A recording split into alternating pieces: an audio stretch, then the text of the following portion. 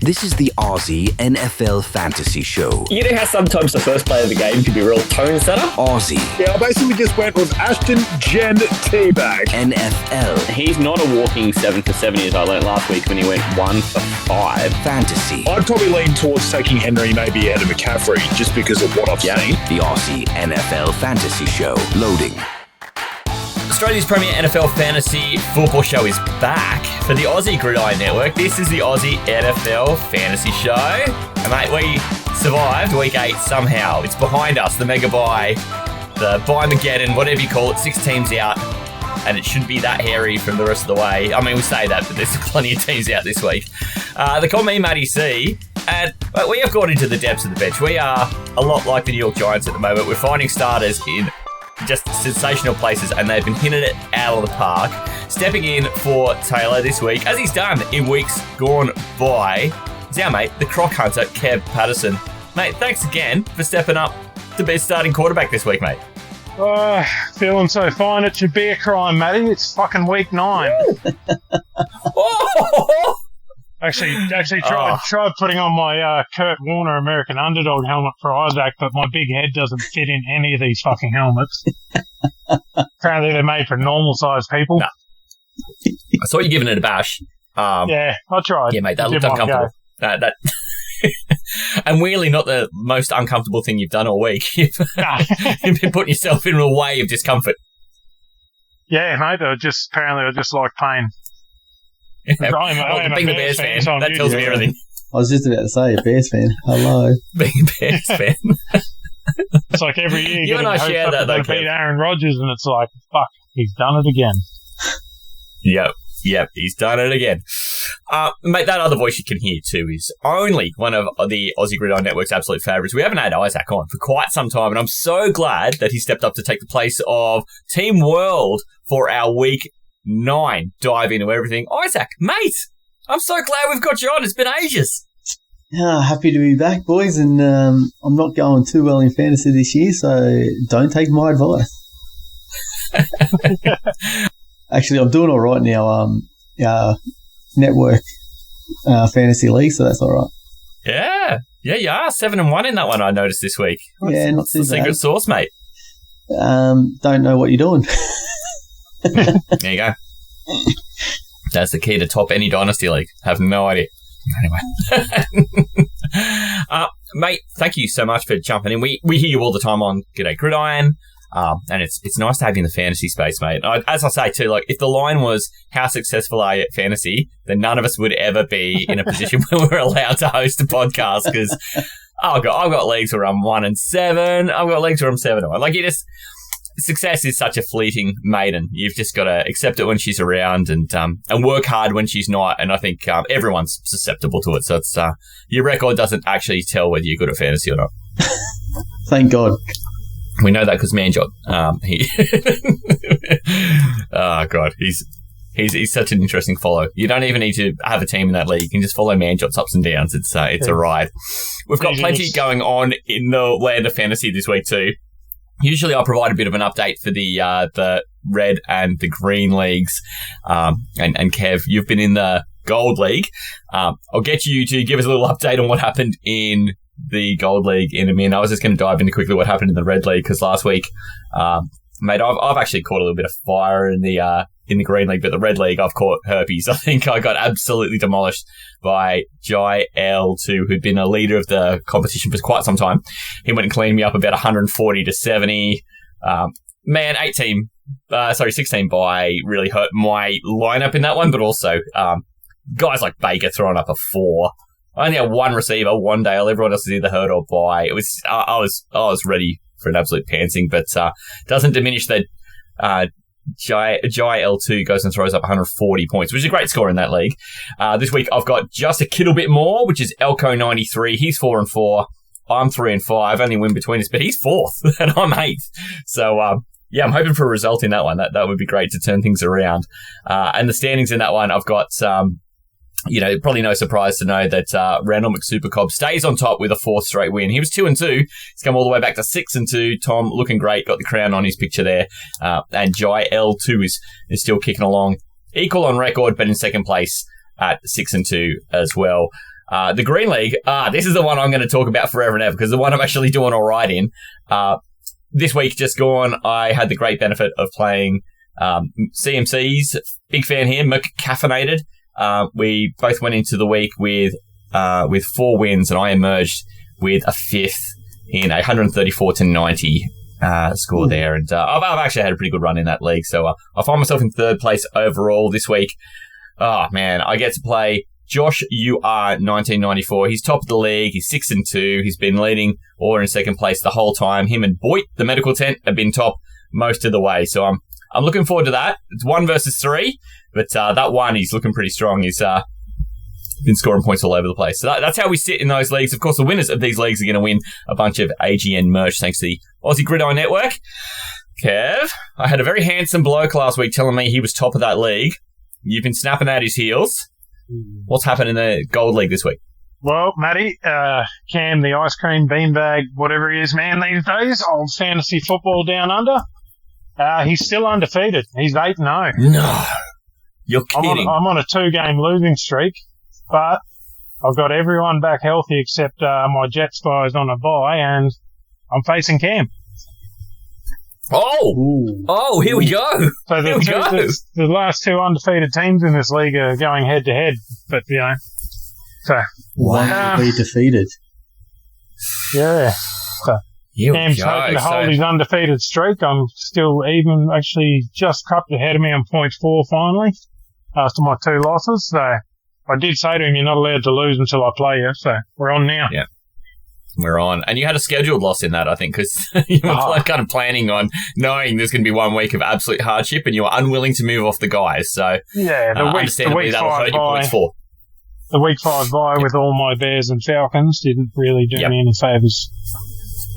No, I kind of took that in the neck in the Astro League too, mate. And now I'm realising I couldn't have afforded to do that. I've had a bit of a tough sled in that league. But sounds like you are in a position to afford it and you're doing a great job of trying to recover it, especially if you can pinch a win and a head-to-head back off the Beanbag Ice Cream Man. He was a great co-host last week. I really enjoy having Cam around. He's a bag of laughs in the group chat as well. He's been a real find and we're really glad to have him. If you haven't found him too on Instagram, at FantasyFootballDownUnder, it's an A on the end.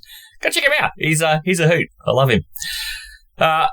We are going to dive through a bunch of stuff in this week's episode. Of course, what we do is we generally go through some breakouts. For week 9, this will be a fun one because we've got a couple of high-powered teams away this week.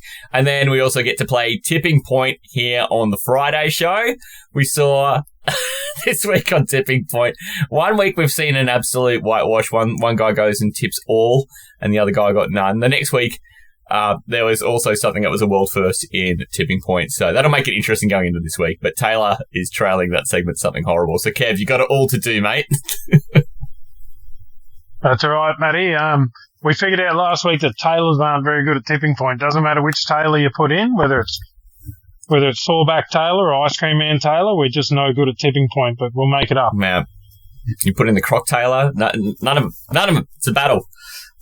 He's got a bit of work to do to turn around the deficit. So when he is back, he was questionable coming into this week. He quickly fell into doubtful, but mate, we're hoping he'll be back on course to play next week. But in the meantime, Kev, looking forward to you having a bash with that. And Isaac, it'll be your first crack at the Tipping Point. I know you've been watching this one from the sideline all year and having a bit of a say about where people put their lines. But how do you feel now that it's going to be on your chin, mate?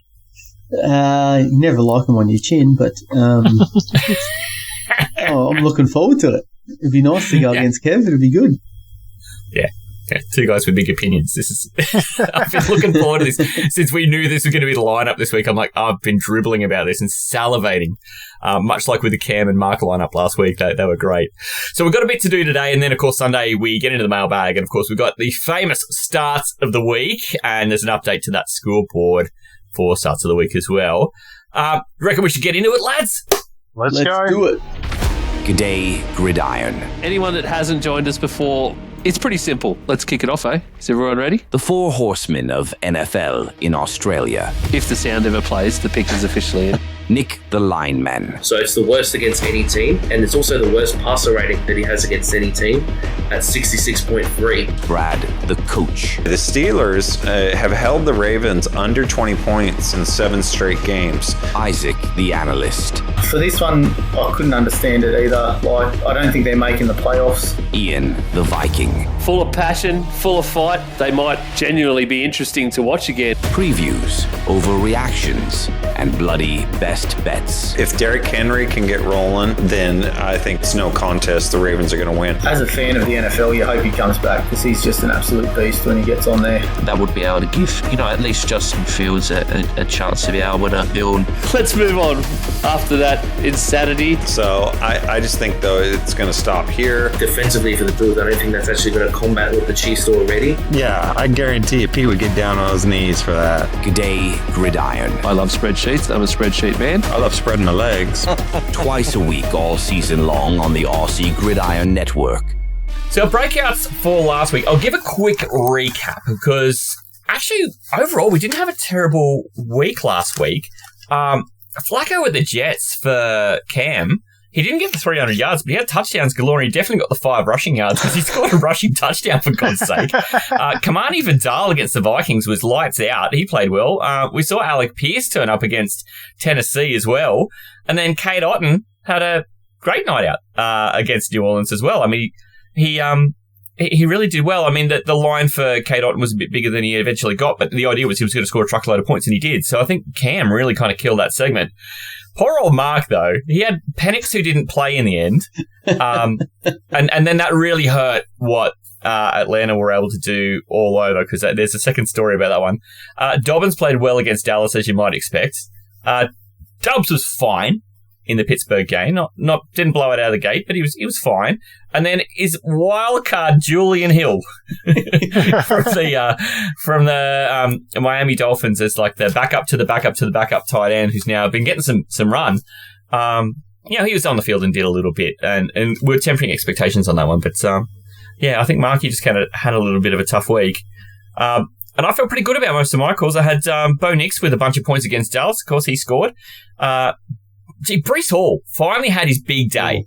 And I've been about Breece Hall this year, and I've been wearing a lot of egg about it, and I was starting to lose the faith, and he goes out and throws out a big one against Cincinnati in a win. Not only throwing out a big one, he threw the game-winning touchdown as well. He scores them, he throws them. He's doing it all, Kev. He's doing it all. I didn't have that in my line. I just had 20-plus points. I could have put that as 30. He crushed it.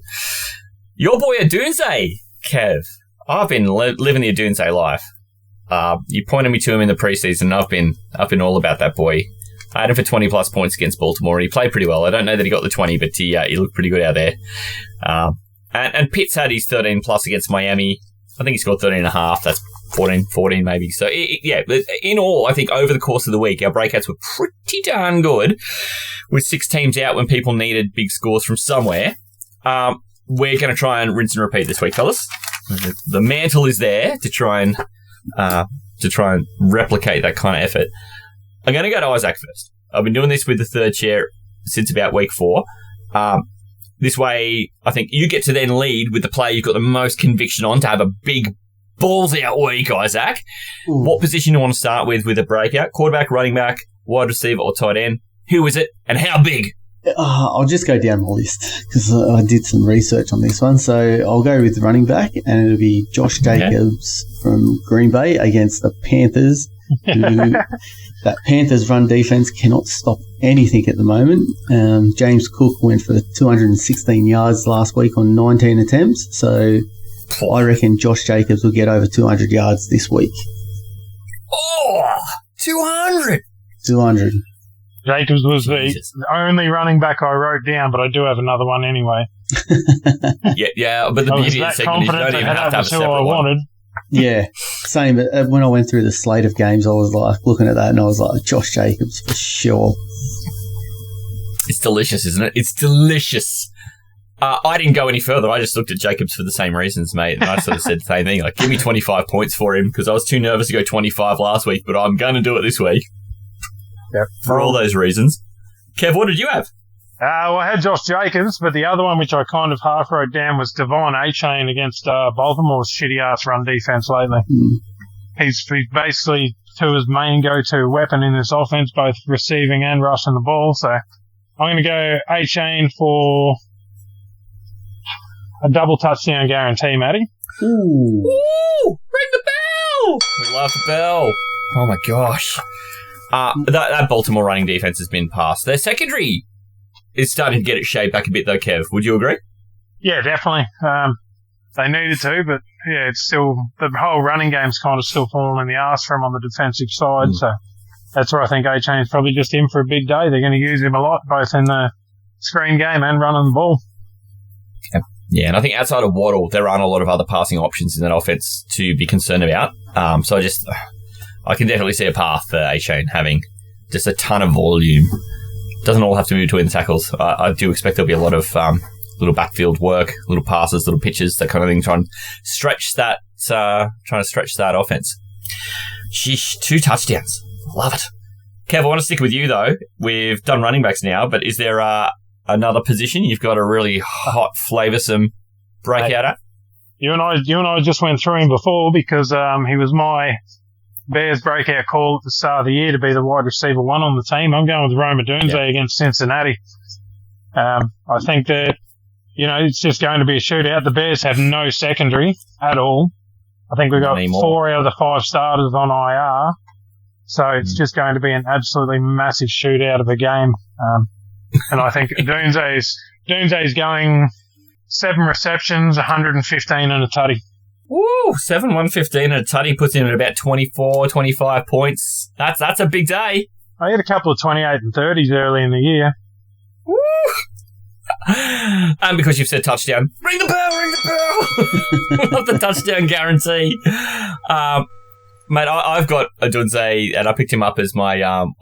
I was hoping to run him as my flex, but he's been a wide receiver 2 for me in the Astro League all year. In a 16-team league, really he's been a wide receiver 1 in that format as well, because I've had him with CD. So the weeks with CD was away, he's been just better than advertised, really. And I'm glad to see you talked about how you expected this to grow, the Caleb and Adunze thing to grow after both being rookies last year, and that they would...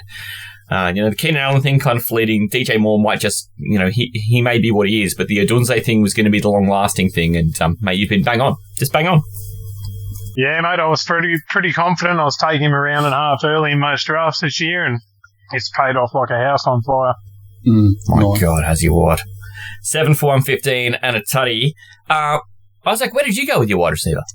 I went with a guy who's coming back from an injury, and that's Puka Nacua, LA Rams. And he's playing against the Saints, who had a really, really tough game against the Bucks last week. Yeah. So I think he's going to be back from injury, and he's going to be chomping at the bit to get back to playing. So I reckon he'll go for 2+ touchdowns. 2+. Yep. That New Orleans side, they put up a good fight in the first half, but gee, it just got away from them in the second half, didn't it? They just couldn't keep up. And I mean, the Bucks defense was fantastic. And Baker didn't have his best game, so. Mate, I'd love to see any fantasy owner who's been running with Baker this week just need him to get them through that bye week round where everybody else in your lineups and buying, you're like, I can trust Baker. And he goes and lays up a fucking 4 in a 20-point win. It was bad. Yeah, brutal. But they won, and he's not hurt, so we still have Baker, but on the bye this week, and probably lucky for him because I think he'd be front of people's minds to complain about. Puka, not the world's biggest touchdown scorer, so bold to get him picking up 2 in the same week, mate. Yeah. I just think they're going to look for him in a Saints game that shouldn't be competitive. I think they'll just look to get him going. Yeah. I love that. I would also love that because I've got plenty of shares of Puka. Took him all over the place. I went with somebody who has not really blown the doors off this year, and I think just the matchup's too good. I think this could be the Lad McConkey week that we remember for the rest of the year. This could be the chance for him to put up a high watermark this year. It might not be repeatable all the time, but this could be one of those ones where he goes and lays out a nice, 8 for 150 and a tutty. He just does what he wants with that secondary, who are not very good, and can do a lot of that damage early while they establish a lead, and then you can put him on the rack. It'll be fine. But I think this will be the one for Lad. So I went and took him against the Titans to score 23 points. Write that one down. 23 plus.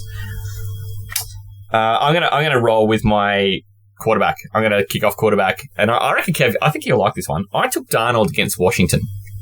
They couldn't do shit against Kansas City on Monday night. Could not do shit. But you know what's going to improve that game?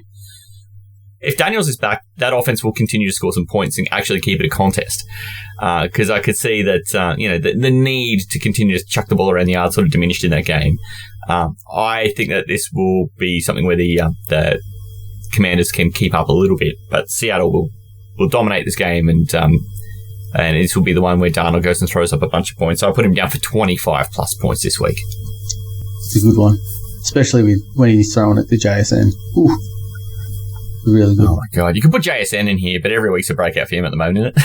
Yeah, 100%. He's so good. Is there a week where he's not breaking out? Didn't realise I was muted, Matty. Yeah, mate, Darnold was the top of my list. Hey. But I'll go to my second one then, which is Lamar Jackson in his comeback game against Miami. Yeah. That makes complete sense. Going with the 27 burger. Oh! He's going to run the ball. He's going to pass the ball. He's just going to do Lamar things. Yeah. See, Kev, I'm not too sure if he is going to run the ball because he's coming back from a hamstring injury, which may affect him a little bit more than what we think with his running. I don't know if he'll be able to stop himself with the way that secondary fucking just opens the field up. Yeah, true. Yeah, I mean, I think I've seen through to Supercoach that Derrick Henry's been a pretty trendy ad this week as well, just because having Jackson back will improve that offense. But I think there's a lot of people banking on Henry doing the heavier lifting in the running game and Jackson being a little bit more statuey this week to protect that hammy. I think this is what the thinking is, because he was a very trendy pickup in the Supercoach this week. So I'm hoping Lamar Jackson goes absolutely ham. I don't know that there's a number big enough to scare me. If I was playing tip point on Lamar Jackson, you could go into the 30s. I think I'd be like, yep, keep going. I think he changes that Baltimore team, and this Miami side is just horrible. At this stage, they've got to be playing for a draft pick, don't they? Well, you wouldn't want to win another game, would you? Well, they hope not. Yeah, I mean, you'll get your coach fired, but he's got to be good anyway, doesn't he, Isaac? I think he is, yeah. I don't even think he'll last the season if they start getting big scores run up on them again, which Baltimore could very well do. I don't think he's going to last till the end of the season. Yeah, I feel like I've got this memory of them opening a season with a 59-0 against them or something like that. Is round one year. And Lamar Jackson threw like 6 touchdowns. It was like, not bad for a running back. Yeah, so, that's it. I feel like that could be back on, Kev. What do you reckon? Yeah, it's going to be a big day, I'm pretty sure. 27 burger. Mate, I like that. What do you got for your quarterback there, Isaac? I've got one. Quarterback for you. No, I've got one different to you guys, and I've got to apologise to Cam the Beanbag Ice Cream Man, because it's going to be Dak Prescott against the Cardinals this week. I think he's just going to sling it all over the field. The secondary is not too good for the Cardinals, so with Pickens and CD Lamb out there, I reckon he's going to get 3+ throwing touchdowns. I thought you were going to go Kyler Murray for under 10 points or something, the way you're apologising to Cam. He's not even playing, so who cares? Yeah, we don't expect to see him, do we? No. I think he's still injured. Wow. But I think Dallas run into a red-hot Denver team last week, so they'll be wanting to come out and show that their offense can still do it, and Dak will be at the centre of that. Yeah, it was a buzzsaw last week. Denver too, wasn't it? Like, that game was not competitive from pretty early. No. And it marched on all afternoon. That game felt like it never ended. It just kept on going. You know? Stop it. They're already dead. That Denver defense is just starting to look like what everyone thought it would look like at the start of the year too. Just took the Cowboys to make them look that way too. Yeah. That's all we needed. Yeah, look, I love this. Dak has been he's been a terrific fantasy quarterback this year. It doesn't matter what the results are on the field in the NFL. If you're throwing up the fantasy points in Dak, he's been a top 3 fantasy quarterback most of the year. It was sort of someone that Tay and I were pretty high on in the preseason too, because we had the feeling that defense was not going to be able to muster much once they got rid of Parsons, and the weapons he's got around him were good enough. Our one concern was whether they would have a running game, but they've even managed to do that. So Dallas have kind of been a fantasy gold mine in their offense. And man, I do not mind picking on Arizona. Sorry, Cam. I love you, Cam. You know I love you, Cam. I'll buy ice cream off you. I'll buy beanbags off you, but I will not buy Arizona Cardinals off you. It's a bridge too far. It's just some things a man can't do. That's Right, I've got principles. I don't have much else, but I've got principles. Let's stick with you here, Isaac, and get your tight end, and we'll run through our tight ends here, because, I mean, that's one where it was National Tight Ends Day last week. It's been National Matty C Day since then. What do you got at tight end? So I'm going to run with the hot hand and go to Gadsden from the Los Angeles Chargers. Oh, yeah. He has been playing really, really well, and the Titans are just a bucket of arseholes. Sorry, Talor? No, Talor knows it. No. Talor knows it. No, fuck that. Yeah, he does. So I'm going to run with him. He's been playing really well lately, and in the fantasy realm, he's been having really, really good weeks. So I'm not sure how to pronounce his first name, but Aronde, there you go. Aronde Gadsden. I got right into him in draft season, and then he just got buried on the depth chart, and I kind of forgot about him for a little while. Disley is now the tight end 4. If you look at their depth chart. And Gadsden was. They had everyone there. They had Conklin. They had Big Montana. What's his name? Yeah. Disley. And I think they still had Hayden Hurst on their roster when they opened the season, and Gadsden was down at 4. So it's like embarrassment of riches of tight ends. And now all of a sudden, all of them got hurt at some point. Gadsden's just risen to the top, and you can't move him. You can't move off him. He's been fantastic. Like a young Gerald Everett. Jesus. There's a name.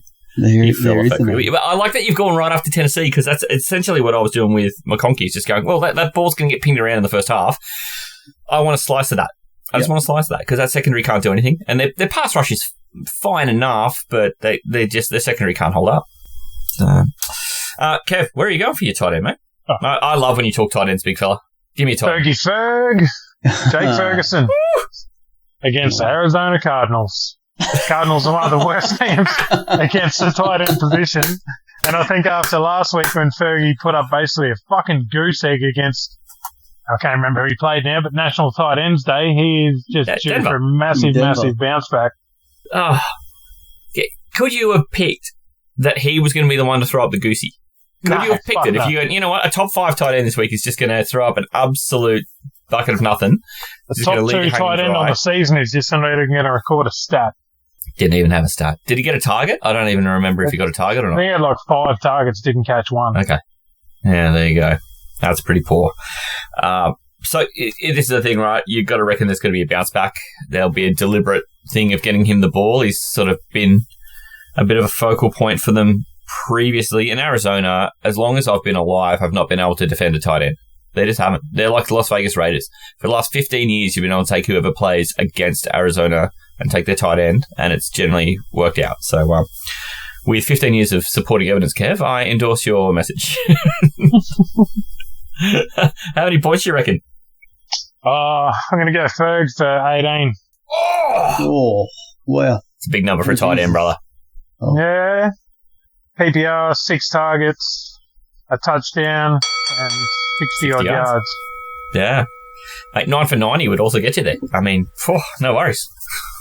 No worries.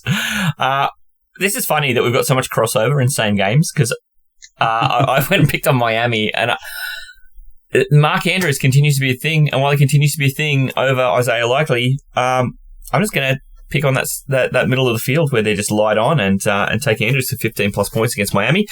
I keep on waiting for the day where I see Likely's targets all of a sudden start to slide across and start to eat into the Andrews share, and it just doesn't seem to happen. It's like they're just going to squeeze the rest out of the Andrews rock this year before setting him free. So, mate, if ever there was a week to make sure that you got a slice of Mark Andrews, I reckon this is the one. 15-plus against Miami. Beautiful. I just love that we've got so much crossover. We've got 3 games where we're like, you know what? These guys are completely fucked. I'll run down some of the list here. We've got Josh Jacobs versus the Panthers for 20 million yards, according to Isaac. Okay, 200. And that doesn't even count if he gets across stripes. So he's saying he's going to score a minimum of 20 points even without a touchdown. I love that. So if he goes and throws in a touchdown, buoy to you. He's also got Puka Nacua. I don't know if there's any hometown bias here because Isaac, he's famously a bit of a Rams fan. But it's hard to hate Puka. 2 touchdowns. 2! Ring the bell twice. We love that against New Orleans. Gotta love that. Also, Aronde Gadsden against the Titans. And we also had Dak Prescott against the Cardinals. 3+ touchdowns in that one. I didn't hold you to a line for Gadsden, Isaac. I need a points 1 billion. Something. I need something. Something for the people to grab onto. 12+ points. For a tight end, that's not too bad. That'll get you tight end 2 on the week right there. 12+ for Gadsden. In this segment, it'll get you third. But, I mean, still top 3 tight end. Who doesn't want that? For Kev, he's got Lamar Jackson versus Miami with a 27 burger as a floor, I reckon, Kev. As a fucking floor, mate. Come on. We also then have, in the same game going the other way, a chain to bag a pair of touchdowns. Oh, ring the bell twice. Double touchdown guarantee against Baltimore in the same game. We love a bit of Rome Odunze against Cincinnati, 7 for 115 and a tutty. Bell's going everywhere for the touchdowns. We love a bit of Rome Odunze anyway, but especially against that leaky arsehole of the defense, the Bengals. And then Fergie Ferg, he was statless last week. He's going to be a stat monster this week at Arizona. 18 points, however you cut it. 6 and a touchdown. 9 for 90, however you want to do it. 18 is where we're at for Fergie Ferg. How do you see? Got Sam Darnold versus the Commanders for 25+ points. Josh Jacobs, I was simpatico with me mate Isaac here. I reckon 25 points and up against the Panthers. Ladd McConkey, 23+ against the Titans. And Mark Andrews, 15+ against Miami. And that, ladies and gentlemen, are our breakouts for week 9. Thanks for playing, lads. That was a bit of fun. It was good. Woo-woo! It's time to play the game that has been taking the nation by storm and requires absolutely no research. All you can do is get the player and work out where the line you want to put it is and see how you ride. We're going to play the tipping point.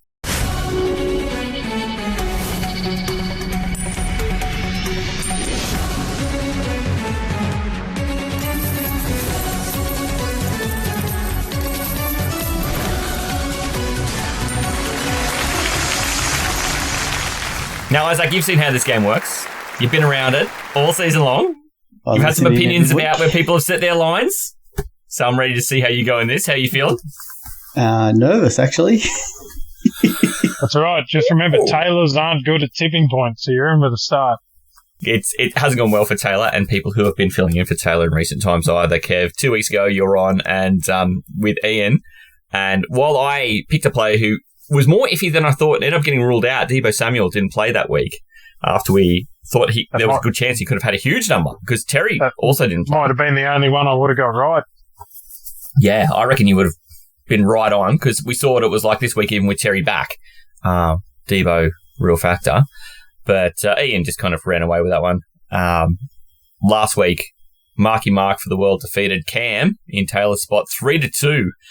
And last week, every single line came back as under. Wentz versus the Chargers, 17 points. He scored about 8. Swift versus the Ravens, we had a line at 16.5. He scored 15. No dramas, but just not 16.5. Diggs versus the Browns, the line got up to 18. Well, he had double digits, but it wasn't that good. Schultz versus the 49ers, the line was 11. He came in at about 8, which was his projection online. And then Dart at the Eagles. Mark, he settled at 26. He said it would have gone to 28. It was a bit of a rough day for Dart. He ended up with about 15. So all of them came under after the week before. Every player who played came up for Ian. So we've had 2 kind of world firsts in the segment. What's going to be your world first this week, Isaac? I can't wait to find out. Way this one works, I'm going to bring up a player at each of the major 4 positions, quarterback, running back, wide receiver, tight end. And then in the 5th one, I'm going to bring up a player from one of those positions, a second from those positions, give you a little bit of background about them, and then set you off bidding. You can start as low as you like with the first bid or as high as you like. And once the bid gets higher than you're comfortable with in points, feel free to tap out. And the other person's got to hope they score that or more. Okay, Queen of Marksbury rules. We no hitting below the belt. We're all ready to go? Let's do it. Yep, let's go. I do this every week. I look to my guest. And this week in the world spot is Isaac. I'm going to start with your boy, Matthew Stafford. Oh. Yeah. Yeah, this is a little deliberate because I had a feeling against New Orleans you'd have an opinion, and then you come out and said Puka's going to get 2 touchdowns. I need to know where you want to put a starting line on Matty Stafford because I feel like the starting line's not going to matter. It's going to be where you finish, mate. 18 points. 18. This is tough because I've been debating putting Stafford in a lot of lineups this week. Yes. Because that matchup. 19.5. Let's go 22. 23. 23. Let's go 24. Yeah, I'm out. Isaac can have it. I think it's going to be a huge day for Kyron and the backfield, really, as well. Ooh. Okay. So I've got Matt Stafford. He's currently quarterback 10 on the year. I should have probably mentioned that at the start too. Currently projected to score 17.25 on the sleeper app. So this is the thing, right? When you see a tasty matchup, you go after it. Both guys put numbers up that were far beyond that. So for Isaac to settle on 24, how do you feel about that one, mate? How high would you have gone? Oh, I would have probably gone up to maybe, let's go 28. Oh, jeez, the Jackson Dart. All right, I'm out now. Well, you got him at a discount, mate. 24. Going to be happy with that. 24, yeah, happy with that. I think he's going to shit that in, so let's go. Yeah, no worries, mate. No worries. I'm going to move over to our second one now, and I'm going to look at you, Kev, for this one. The running back here is a guy you loved in preseason who's kind of fallen on hard at times. He's currently running back 18 on the year. His name is Chase Brown, and he's up against Chicago's. Well, run front's not so bad, but we expect this to be something where the ball's going to get pinged around in the air a little bit, so that comes with extra points. And it's kind of wonder which, rises to the surface. Your love of Chase Brown or your love of the Bears? Where do you want to start on running back 18, Chase Brown, versus the Bears in week 9? Yeah, I'm going to start at 15. Oh. Ooh. He's been mightily disappointing this year. Oh, 15.5. Yes, sir. You go 16.5? 17. 17.3. Oh, here we go. Killer. All right, you can have him at 17.3. 0.3 just tips me over the edge. That's the thing. That's the tipping point, right? That's fantastic. God, Kev, how far were you willing to go? If I said 17.5, pretending I was Isaac, what would you have done? I was probably going to be out there. I didn't even really want to go over 17, but I think he's a fairly good chance of the touchdown. The Bears' run defense to the outside hasn't been great, and that's where he does a lot of his damage too. So it's just could see a bit of check down work and getting outside there and hit a bit of a gap. So that's the thing I'm most interested in for him. Yeah, I think P. Ryan played really well last week, which may take a few snaps off him as well this week. Yeah, I don't know. He still ended up with the RB5 on the week last week. Yeah, 25.5 points in PPR last week for Chase Brown. And P. Ryan goes out and throws up about a 15 or 16 as well. So it was just money for jam against the Jets last week, even though they didn't come away with a win. But it kind of shows that they're pretty willing to put the ball in the hands of their backs, which you like. Running back 18, he was projected this week for 13 points. So to get to 17 again, we're a bit over because we like some elements of this matchup. But Kev, getting him not quite at a discount, pretty much at where you're willing to tap out, 17.3. Let's move to a wide receiver, Isaac. I'm coming after someone in a matchup we were just talking about, one side of the matchup in our breakouts, and looking at the other side now with a wide receiver named Marvin Harrison Jr. He's had a very lumpy season himself, actually, and the quarterback situation there is not terrific, but you expect them to be in a game script where they're going to need to chuck the ball around. And I sort of wondered what Marvin Harrison Jr. would inspire in people. I'm going to throw it to you first. I don't know if you're interested in what receiver number he is on the year.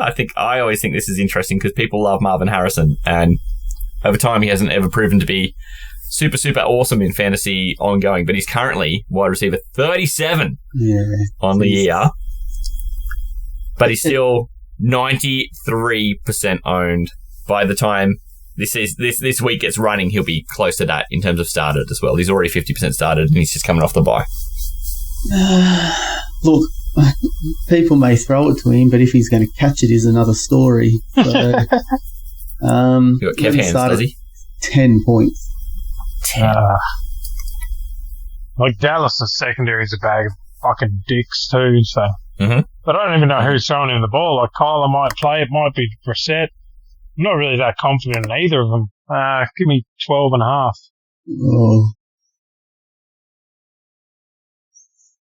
Oh. I'll go to 14. 14.8. I'll take you to 15. Ooh.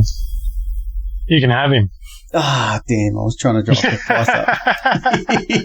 15. This is why we like auction leagues. Yeah. Oh, hey, how good is it? How much fun was it? So good. I think about that auction league all the time. Times that Marvin Harrison's been over 15 points this year, Isaac. Twice. Week 1 at New Orleans. Week 4 versus Seattle. That's the whole list. Okay. Yeah, so... That's not too bad against a good Seattle defense. Yeah, I mean, both were helped by getting a touchdown. They're the 2 games he's got a touchdown this year, so that's, I guess, what you're hoping for. 15, he's currently projected 13.5, so around about right. Wow, Isaac. I'm going to give you a moment off to think about this one because I'm going to Kev first for our tight end. As you do when you got Kev on the show, you go to him first for tight ends. Stop it, man. Mandate. Stop it. Stop teasing me. Just give me the name. Tight end 2 on the year, Kev. Tucker Craft against Carolina. Oh. Delicious. Ugh. Delicious. Mate, he had 7,000 points last week, Kev. How can you resist? He was my second name on my breakout list behind Fergie Ferg. Yes. And I think I was the only one of us that had him ranked in the top 10 at the tight end show as well. So yeah, you had him 8. None of us had him above about 14. I basically said there's only one Packers pass catcher I want to draft, and it was Tucker Kraft. Yep. Carolina, I'm going to start off at 15. Oh, 17. Oh. He's a bit boom and bust. Like he'll go 33, 16, 12, 10, 24, 9. I'll go 18.5. Oh, yeah, you can have him at 18.5. Right, I wasn't going to go any higher, so. That's a lot of points. He doesn't have really, like, he plays Philly next week, but most of the rest of the way, he's got pretty good matchups too. He's just going to be so good the rest of the way, I think. He's had one other week where he was tight end 1 back in week 2 against Washington. And he immediately followed it with a tight end 26 week against Cleveland in that abhorrent game that assaulted eyeballs. So hopefully against Carolina, it'll be a far better proposition. But Kev is getting him at 18.5. That is a big line for a tight end. I'm in love. Yeah. Are we ready for the mystery, mate? That's what I've been calling the 5th player. Yes, please. Oh, I think you're going to like this. With the mystery one, I've been trying to change the position each week, so it's never the same position 2 weeks in a row. I've been trying to use it to go after somebody who we haven't talked about all year. And you know who we haven't talked about all year? He started slow, but more recently he's been actually quite good, is a wide receiver. He is currently wide receiver 17 on the year, which is not far from where we drafted him, really. He's really caught up. DK Metcalf against Indianapolis, whose defense has actually shown to be pretty good, but Metcalf's just been continuing to get good targets. Not a ton of targets, but good targets from Rodgers. So, with that, and he's on the field a lot, he is currently, wide receiver 17 on the year. At home against Indianapolis. Where do you want to go with this one, Isaac? You're grimacing. I've never actually seen you this uncomfortable. It's a tough one. Yeah. Steelers' offense is just. This is why we haven't talked about him, though. They've hit the wall. They started really well, and then they've just kind of stopped. So, let me start off with 14. That's where I was going to go. Go 15.5. Let's go 16.2. 16.7. 17. You can have it. Thank you. 17 for Isaac. Oh, I love this. So he's actually, in recent times, been pretty good. He had that quiet week against Cincinnati, weirdly, where you go, he could have 40. But either side, he's had 19.5 and 16.5. And before his bye against Minnesota, who are meant to be a reasonably good secondary against fantasy scoring, he's had his top watermark of the year in 23 points. So the last 4 weeks has actually been fairly good. Season average, he's been averaging around about 15 fantasy points per game. So 17, we're saying this is a plus matchup. Isaac takes the over on wide receiver 17. He's currently projected for 13.6. So all these, we're just taking a little bet on a little higher than the sleeper projection. I'll read through these again. We've got Matt Stafford versus New Orleans. Isaac gets 24 and over. Chase Brown versus Chicago. Kev's got 17.3 and over. Marvin Harrison versus Dallas. Isaac's got 15 and over. Tucker Kraft versus the Carolina Panthers. Kev's got 18.5 and over.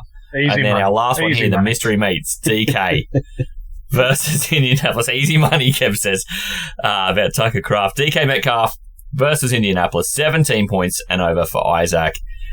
Oh, who feels like they've got the inside running on this one? Who's leaving this feel like they're going to win the segment? I feel like it's Probably pretty none down of the us. middle, to be honest. It's almost every week someone's won 4-1. So last week 3-2 was a rarity. It's almost always been a bit of a landslide. So just one of you is going to get a rinsing. That's all. Like, I look at it and I see Stafford 24 and I go, well, they could pass the fuck out of it and he could put up 28.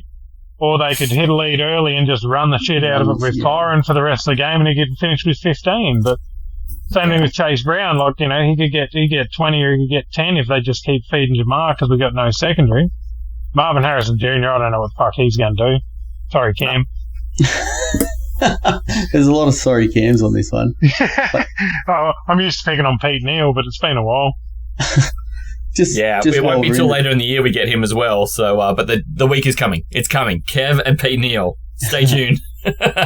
Just while we're in the tipping point section there, Matty, can I just say something first? Drop zone 3, thank you, Matthew. Drop zone 3. Okay. Going for that bonus. Going to get the bonus over the edge. Yeah, get that Plinko tile in there. Go, go, go.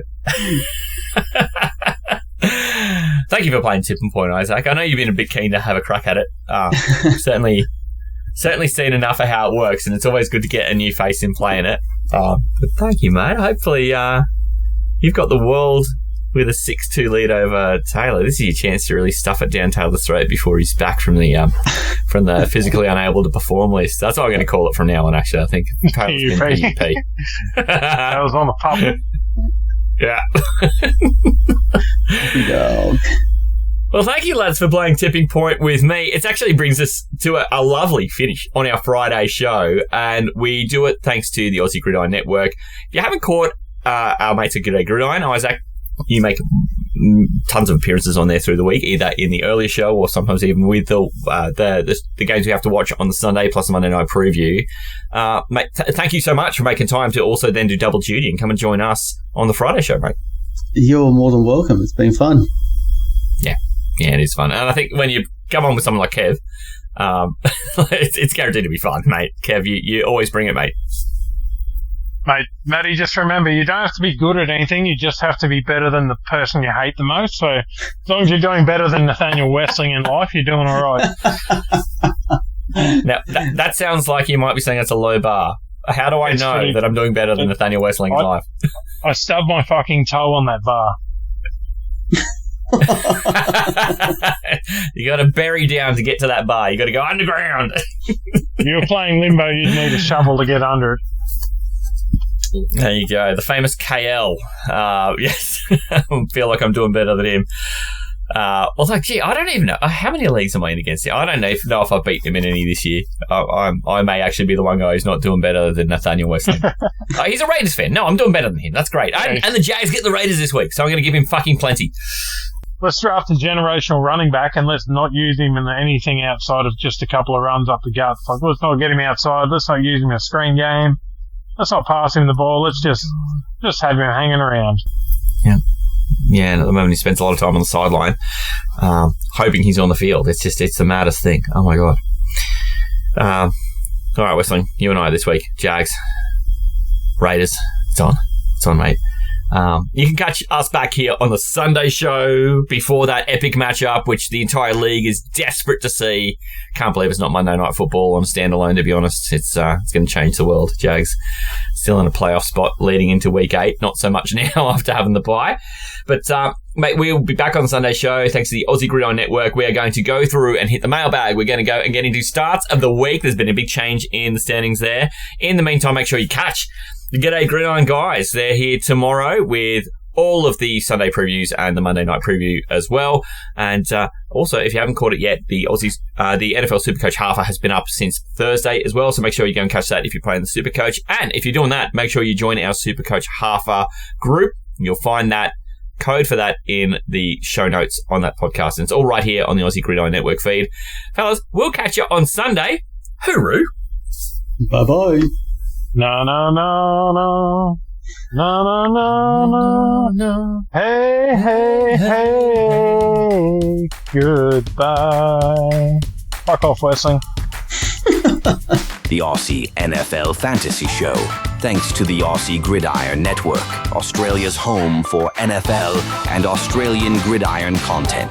Discover everything the network has to offer, including G'day Gridiron, Pastry Press, NFL, and Aussie Gridiron Today. Buy merch and win free stuff. Visit the mothership at linktree/Aussie Gridiron Network. Hooroo.